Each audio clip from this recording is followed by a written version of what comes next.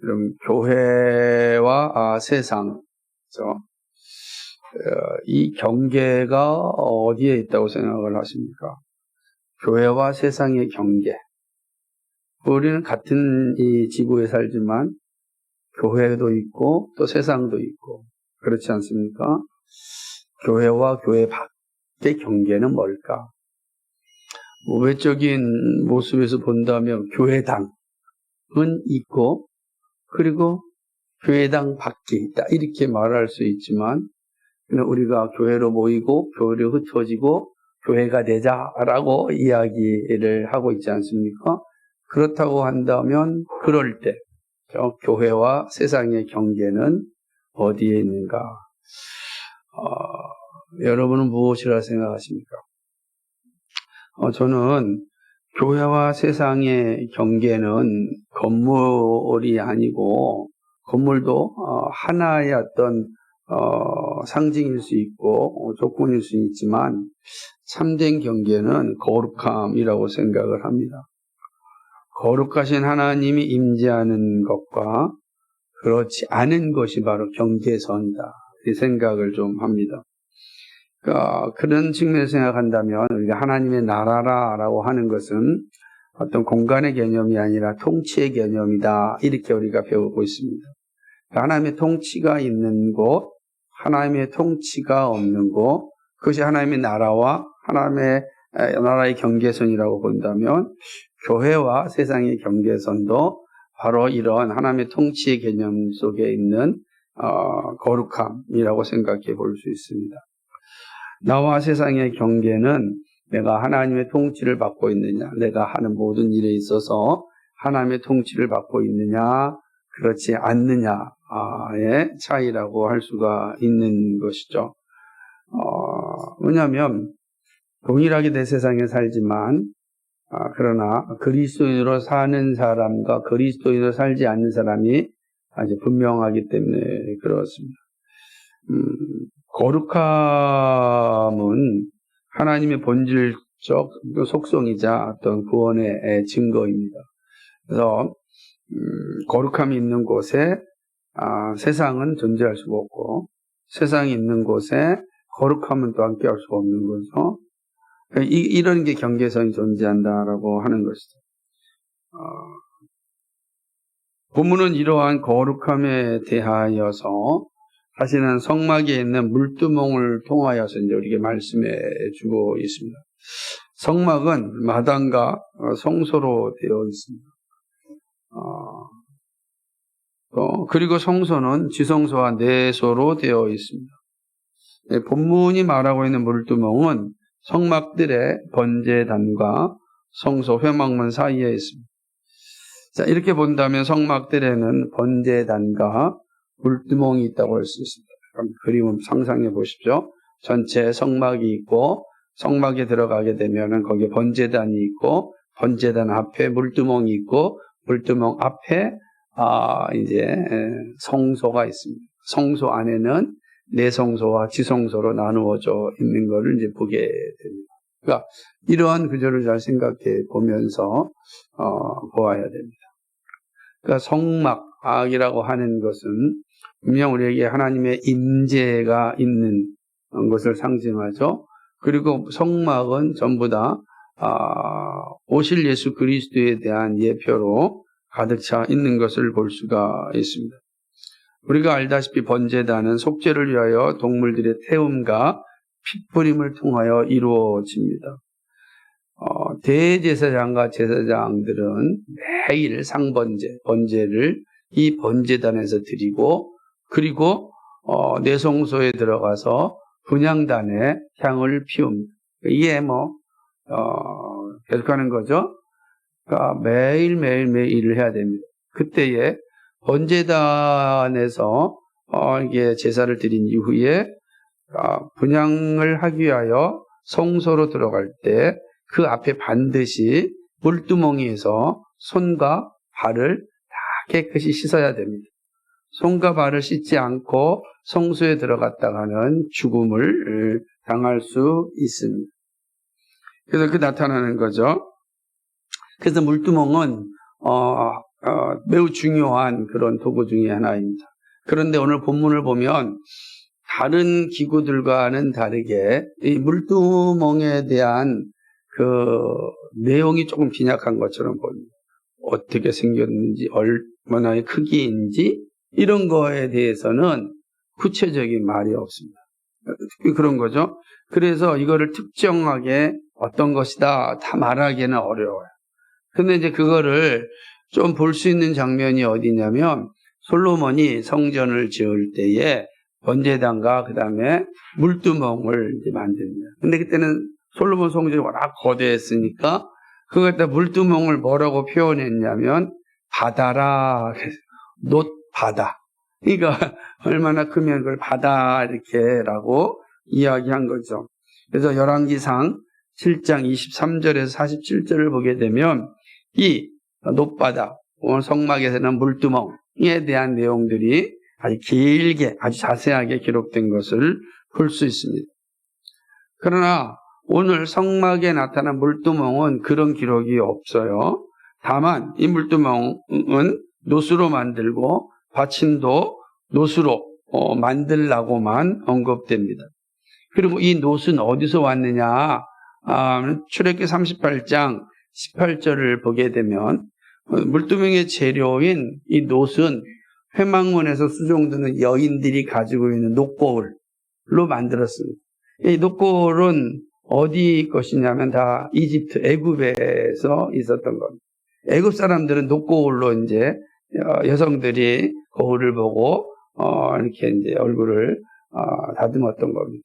근데 그 놋고울을 가지고 물두멍을 이제 만들었습니다. 물두멍은 이러한 헌신으로 만들어진 걸 볼 수 있습니다. 자기의 것을 기쁘게 헌상함으로 하나님 앞에 예배하는데 가장 중요한 도구인 물두멍이 만들어집니다.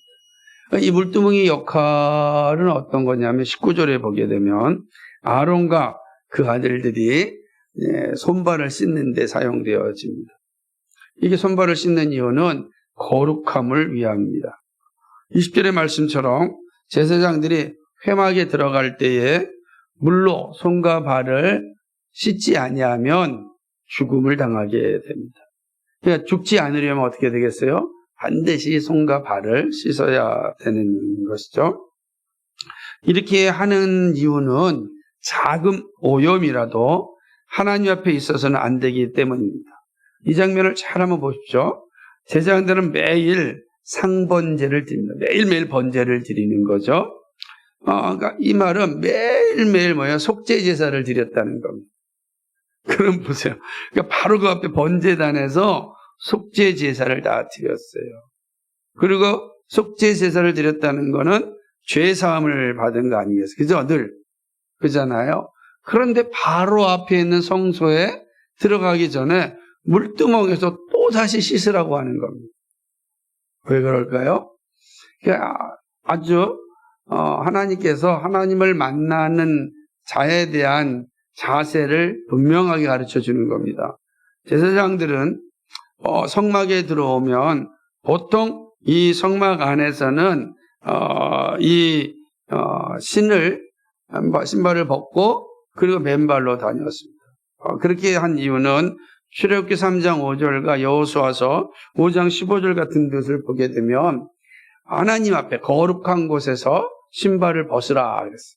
그게 당시 문화입니다. 거룩한 문 앞에서는 신발을 이제 벗었습니다. 그러니까 이들이 신발을 벗고서 성막에서의 직임을 감당하였습니다. 그렇다고 하더라도 아니 번제단에서 죄를 다 사해 줬는데 또다시 손발을 씻는 이유가 무엇이겠는가 질문이 있었지 않습니까?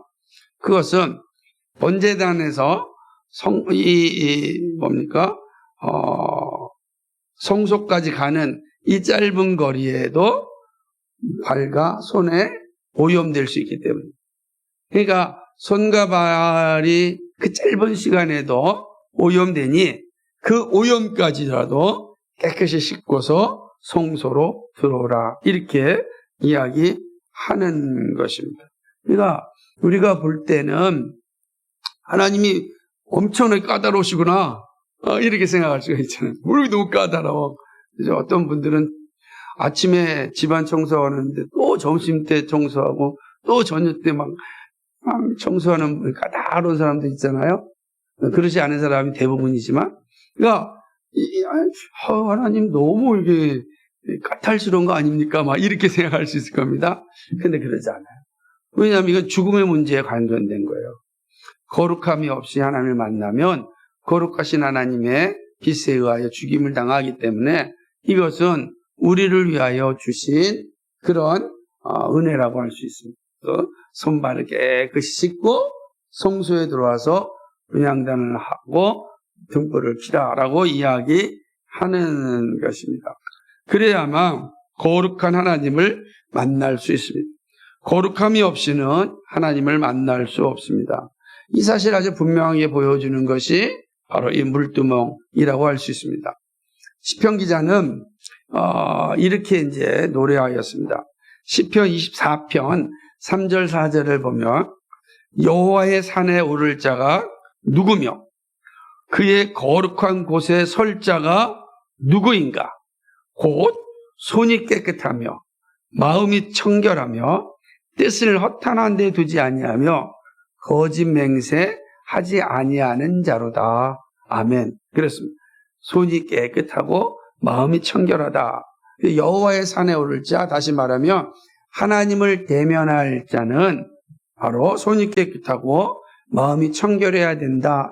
이 말은 오염이 있어서는 안 되는 거예요. 죄로 인하여 오염된 자는 거룩한 산에 오를 수가 없다.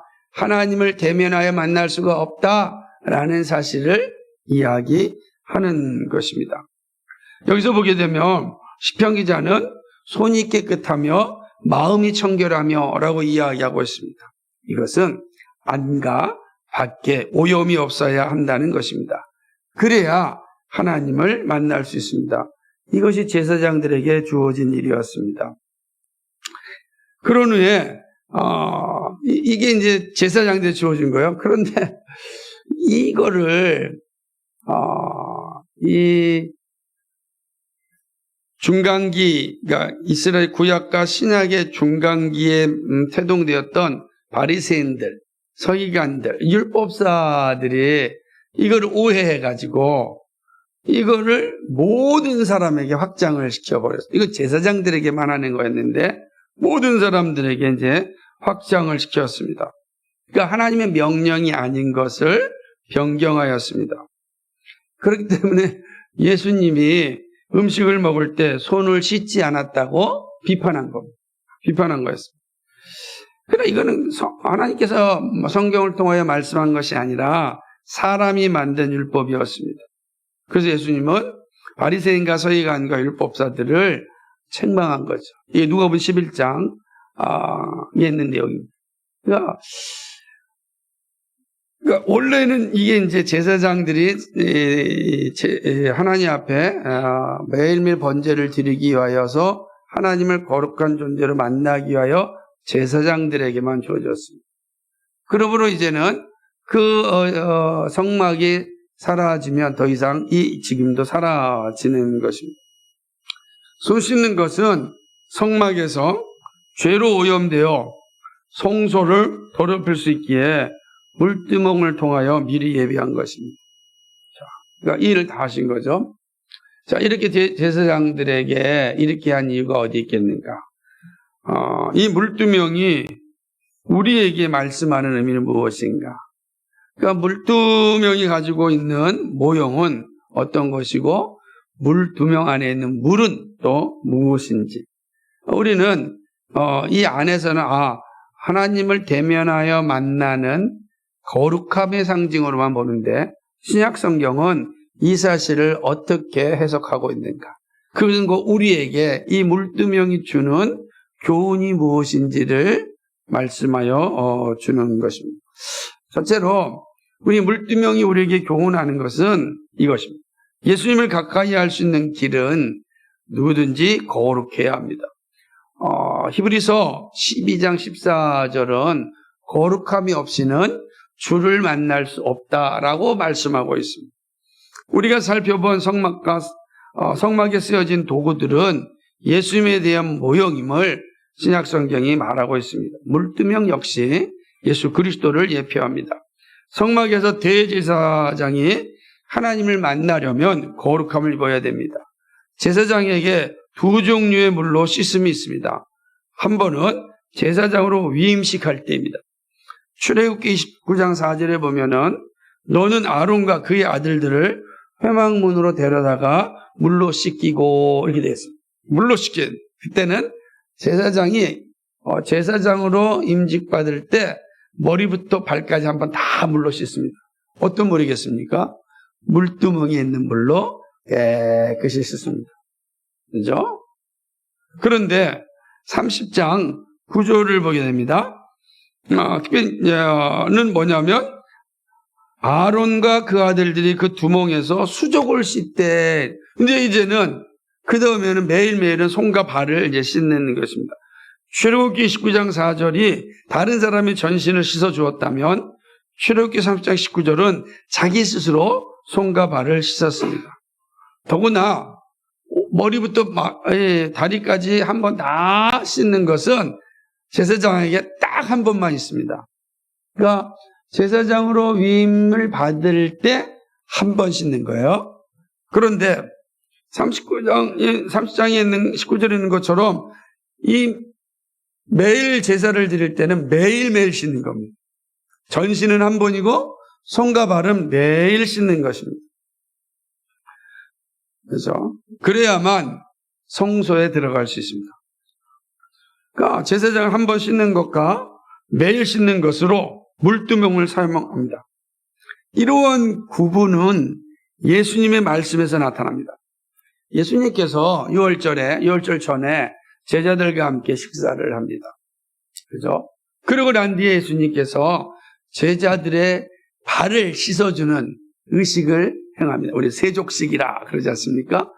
발을 씻어주려고 이제 허리에 다 이게 수건을 메고 제자들 앞에 서서 제자들의 발을 다 이렇게 씻어주려고 합니다. 그때 첫 번째 수제자였던 이 베드로가 반대합니다.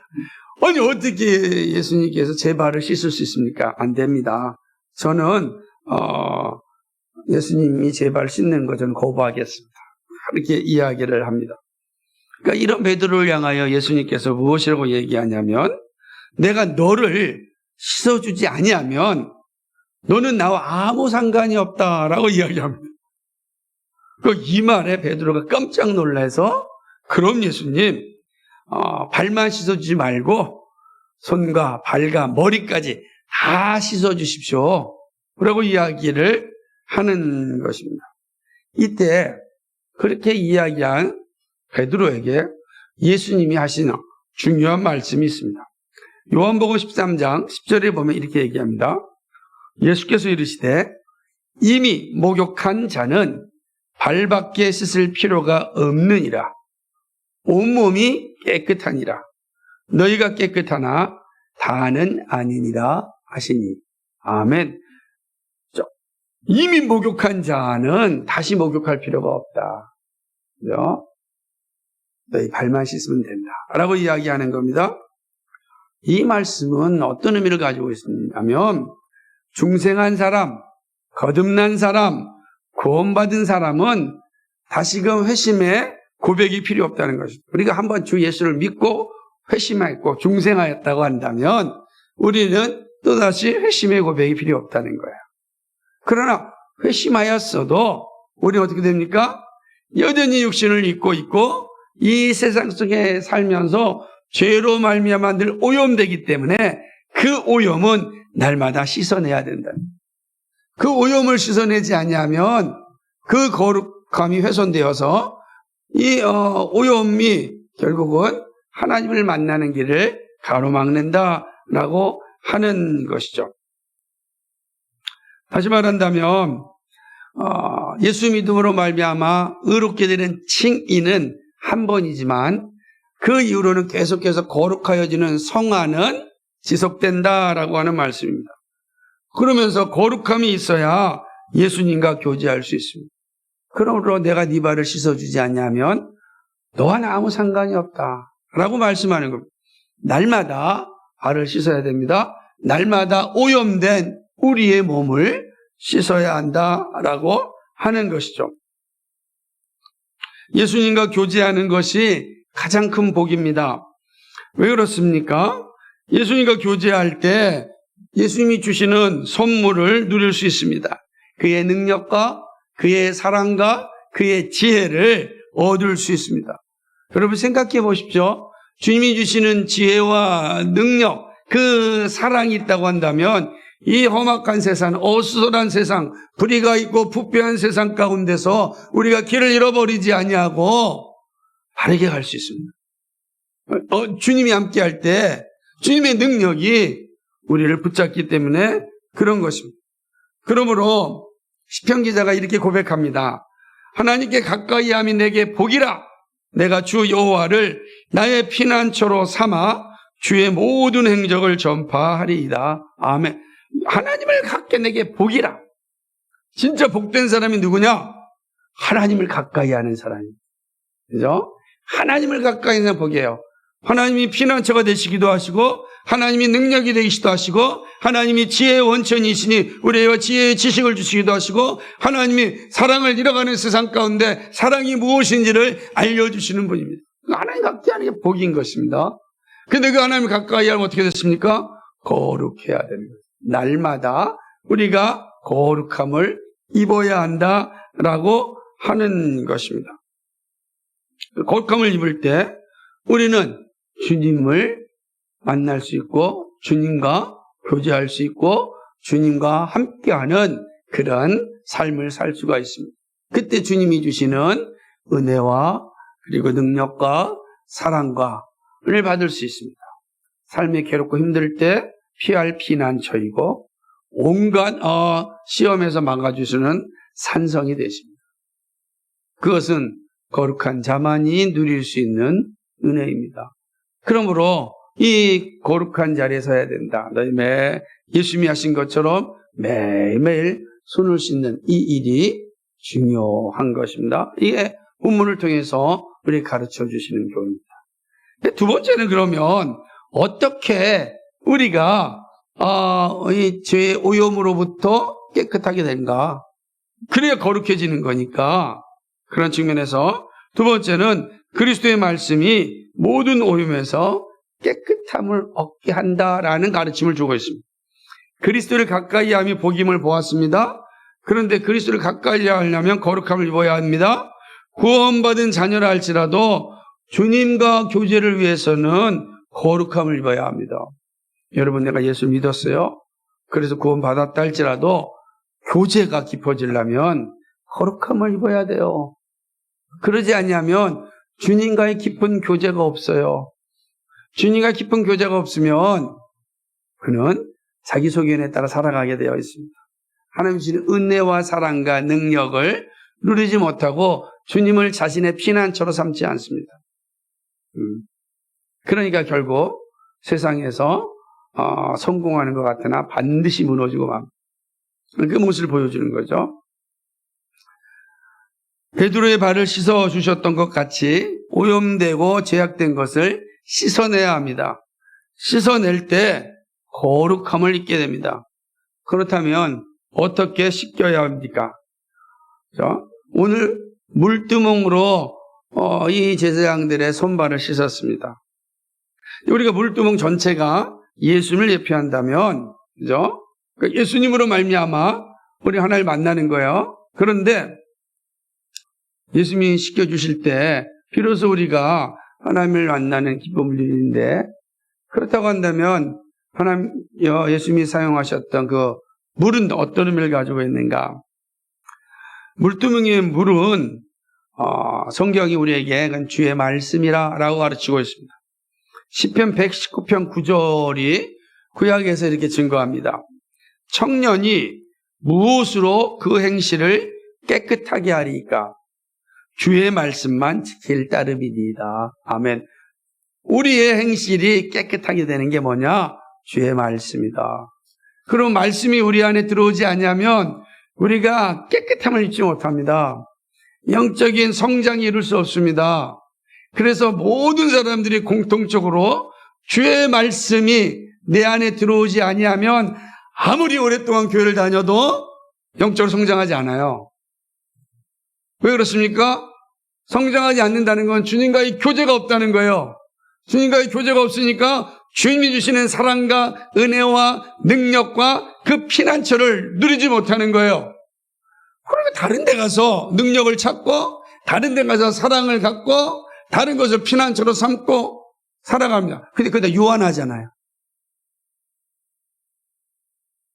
그죠? 그래서 결국 슬피울며 이를 가는 상황에 이르게 되는 겁니다.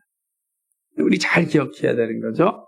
그래서 주의 말씀이 우리의 모든 행실을 깨끗하게 하고 그 깨끗한 사람은 주님을 만나 교제하게 됩니다. 말씀으로 이렇게 되어지는 겁니다. 예수님도 말씀이 우리를 깨끗하게 한다고 하셨습니다. 요한복음 15장 3절 말씀을 보면 너희는 내가 일러준 말로 이미 깨끗하여졌으니 라고 말씀하셨습니다. 말씀이 우리를 깨끗하게 됩니다. 우리는 말씀으로 구원받고 말씀으로 거룩해집니다. 말씀이 우리 안에 일 때 우리는 구원받고 말씀이 우리를 깨끗하게 되는 거죠. 그게 진리입니다. 그죠? 예수님의 가르침을 받았던 사도 베드로 역시 이 사실을 이제 다시 새롭게 세워진 이방의 교회들을 향하여 동일하게 증거합니다. 베드로전서 1장 22절에 보면 너희가 진리를 순종함으로 너희 영혼을 깨끗하게 하여 거짓이 없이 형제를 사랑하게 이르렀으니 마음으로 뜨겁게 서로 사랑하라. 아멘. 진리를 순종함으로 너희 영혼을 깨끗하게 하여. 진리, 말씀이 우리의 영혼을 깨끗하게 하는 것입니다. 이 물두멍의 물, 이 진리의 말씀이 우리를 깨끗하게 합니다. 그러므로 물은 우리의 영혼을 새롭게 하는 그런 것을 예표한다라고 할 수 있습니다. 말씀을 순종할 때 말씀이 우리의 죄를 기억하게 하고 회개의 자리로 인도하여 줍니다. 그러므로 말씀이 우리를 정결하게 합니다. 말씀이 주는 영광을 보게 합니다. 말씀이 우리로 하여금 반드시 날마다 회개의 자리로 가게 하는 거예요. 말씀이 없이 우리가 회개가 일어나지 않아요. 회개는 반드시 말씀이 임할 때 일어나는 거예요. 그러므로 말씀을 읽지 않는 사람은, 말씀을 가까이 하지 않는 사람은 결코 회개하지 않습니다. 회개할 이유를 찾지 못하잖아요. 말씀이 들어오면 내 죄가 생각나고 그래서 회개의 자리에 가게 됩니다. 늘 말씀을 가까이 하는 거라는 이유가 여기에 있는 거죠. 이렇게 말씀으로 늘 자신을 돌아보고 말씀으로 자신을 교정해야 합니다. 내 생각과 경험과 세상의 지혜가 아니라 주의 말씀이 내 삶의 기준이 되어야 합니다. 주의 말씀을 따라 살아야 합니다. 주의 말씀이 나를 교만의 자리에 머물지 않게 합니다. 말씀이 없으면 우리 항상 교만해져요. 말씀이 들어오면 나를 겸손하게 만듭니다. 세상에서 아무리 성공을 해도 주의 말씀이 임한 사람은 겸손합니다. 그렇게 되어 있습니다. 그러나 말씀이 떠나면 교만해집니다. 그게 바로 예수님이 가르치면, 그러니까 교만해진다는 거 뭐예요? 죄로 오염된다는 거잖아요. 그럼 말씀이 들어오면 죄의 오염으로부터 해방되어지는 거죠. 그렇습니다. 주의 말씀이 나를 날마다 짓는 죄로부터 구원하십니다. 그죠? 말씀의 약속을 붙잡고 살아야 합니다. 소망 없는 세상에서 가장 강력한 힘, 능력은 바로 약속의 말씀입니다. 나를 향한 약속의 말씀, 이 말씀이 우리를 이 소망 없는 세상에서 소망을 가지고 살게 합니다. 영원한 소망이 말씀 가운데 있기 때문에 그렇습니다. 이 말씀이 죄로 어두워진 우리의 삶을 거룩하게 합니다. 그리고 거룩함을 얻을 때 우리는 주님과 깊은 교제를 가지게 됩니다. 말씀이 우리를 살리는 것이죠. 올해가 2025년 우리의 표어의 말씀 시편 119편 50절 말씀이, 이 말씀은 나의 고난 중에 위로라. 주의 말씀이 나를 살리셨기 때문이다. 교만한 자들이 나를 심히 조롱하였어도 나는 주의 법을 떠나지 아니하였나이다. 아멘. 나의 고난 중에 위로라. 주의 말씀이 나를 살리셨다. 말씀이 내가 지은 죄를 알게 하고 회개의 자리에 이르게 합니다. 그리고 용서함을 받고 거룩한 삶을 살게 합니다. 그리고 하나님과 가까이 함으로 하나님이 주시는 위로와 능력을 얻게 됩니다. 이 말씀이 나로 하여금 이 험악한 세상, 불의한 세상, 소망 없이 보이는 세상 가운데, 부패한 세상 가운데 절망하지 않고 낙담하지 않고 두려움을 갖지 않고 살게 한다라고 하는 것입니다. 제사장은 날마다 물두멍의 물로 손과 발을 씻었습니다. 매일 물두멍의 물을 사용하였습니다. 항상 있는 물두멍의 물입니다. 이는 항상 우리와 함께 하시는 주님, 우리와 함께 하시는 주의 말씀을 사용하는 일입니다. 말씀을 매일 만나는 일입니다. 말씀을 만날 때 말씀이 나를 살립니다. 말씀을 내가 보는데 내가 본 그 말씀이 나를 살립니다. 말씀이 나를 죄와 싸우게 하고 말씀이 나를 수렁에서 건져내시고 말씀이 나에게 희망을 주십니다. 말씀이 나를 어두움 가운데 불안한 가운데 거하지 않게 하십니다. 말씀이 나의 산성이요 나의 방패요 피난처이기 때문에 그렇습니다. 그러므로 이 말씀을 늘 가까이 해야 됩니다. 여러분 아침부터 말씀으로 시작하시고 말씀이 여러분 머릿속에 여러분의 가슴속에 살아있어야 됩니다. 그런 사람은 기도의 자리로 가는 거죠. 자신의 죄에 대해서 회개하고 하나님의 주시는 은혜를 드립니다. 이 복이 여러분의 있기를 소망합니다. 마지막으로 세 번째로는 주님이 가르쳐 준 대로 신앙생활을 해야 한다라는 것이 오늘 이 물두멍이 사건을 통해서 보여주는 겁니다. 여러분 신앙생활은요 자기 마음대로 행하는 것이 아닙니다. 신앙생활은 우리의 주인 되시는 주님의 가르침 따라해야 합니다. 그렇지 아니하면 어떠한 유익도 없습니다. 그러니까 종교생활은 자기 만족은 주지만 그러나 그들의 영혼에 어떠한 유익도 주지 못합니다. 여러분 단지 종교인으로 살고 싶습니까? 아니면 여러분이 영혼이 잘 되고 범사가 잘 되고 그죠? 정말 하나님을 영화롭게 하는 여러분의 삶이 되기를 소망하십니까? 정말 우리가 하나님을 기쁘게 하고 내 삶이 복된 삶이 되기를 소망한다면 내 뜻대로 신앙생활하는 것이 되어서는 안 됩니다. 하나님이 가르쳐 주신 대로 신앙생활해야 됩니다. 하나님은 모세에게 제사장들이 성소에 올 때에 반드시 물두멍에서 손과 발을 씻을 것을 명령하셨습니다. 물로 씻지 않으면 죽는다고 말씀합니다. 다른 불로 성소를 밝혔던 아론의 아들 나답과 아비후가 바로 심판을 받아 죽은 걸 기억하고 있지 않습니까? 그렇습니다. 다른 불이 아닙니다. 그래서 사도 바울은 뭐라고 얘기냐면 다른 복음을 전하면 저주를 받을 것이다 이렇게 표현했어요. 다른 복음을 전하. 그러니까 오직 주의 말씀이 전하는 대로 가르쳐야 한다라고 하는 것이죠. 주님은 우리에게 교회라고 하는 선물을 주셨습니다. 교회. 우리의 신앙의 핵심은 어디에 있다? 교회입니다. 교회, 에클레시아는 모임을 의미합니다. 세상에서 구원받은 성도들의 모임이 교회입니다. 왜 교회로 모이라고 하셨습니까? 교회의 기능이 어디에 있습니까? 그렇죠? 교회는 말씀을 듣기 위하여 모입니다. 교회는 서로 교제하기 위하여 모입니다. 교회는 서로 기도하기 위하여 모입니다. 교회는 함께 예배하기 위하여 모입니다. 그게 교회예요. 그러니까 하나님 우리 교회를 주셨는데 그 교회는 뭐냐? 함께 모여 기도하고 함께 모여 교제하고 함께 모여 말씀을 듣고 함께 모여 예배하기 위하여 교회가 있는 겁니다. 그러므로 나 홀로 예배드린다는 건 교회가 아니에요. 그건 하나님이 가르친 말씀대로 행하는 것이 아닙니다. 우리가 어쩔 수 없는 상황과 환경이 있을 때만 가능할 수 있지만 그것이 본질이 아닙니다. 그렇잖아요. 아니 그렇다고 한다면 뭐하러 교회를 주셨겠어요? 안 그래요, 그죠? 근데 보세요. 예수님께서 마태복음 16장에 교회를 세운다고 자신의 교회를 세운다고 말씀하셨어요. 그죠? 그리고 오순절 성령 강림이 일어나면서 예루살렘에 교회가 세워졌어요.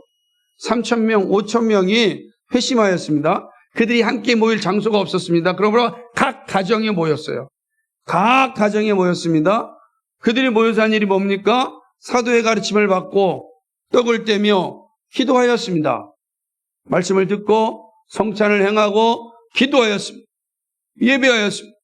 핍박을 받고 교회가 흩어졌습니다. 처음 세워진 시리아의 안디옥 교회가 세워졌어요. 교회가 세워진 겁니다. 그 교회는 예루살렘 교회가 했던 것처럼 그대로 행하였습니다. 사도의 가르침을 받고 기도하고 그리고 성찬을 행함으로 예배하였습니다. 그 교회가 소아시아를 통하여 흩어졌고 그 교회가 유럽을 통하여서 우리까지 왔습니다. 똑같습니다. 오늘 우리는 초대교회가 교회로 모였듯이 교회로 모입니다. 교회에 모여서 하는 일은 말씀을 듣고 기도하고 성찬하며 교제하고 그리고 예배하는 일입니다.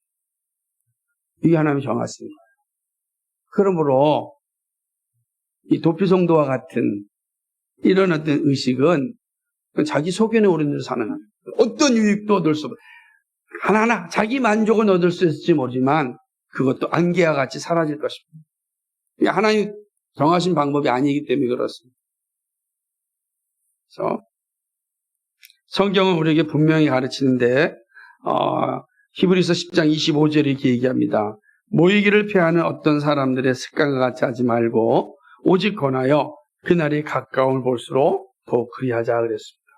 그러니까 모이기를 피하는 건 하나님의 뜻을 불순종하겠다는 거예요. 나 혼자 신앙생활 하겠다는 겁니다. 결코 성공할 수 없습니다.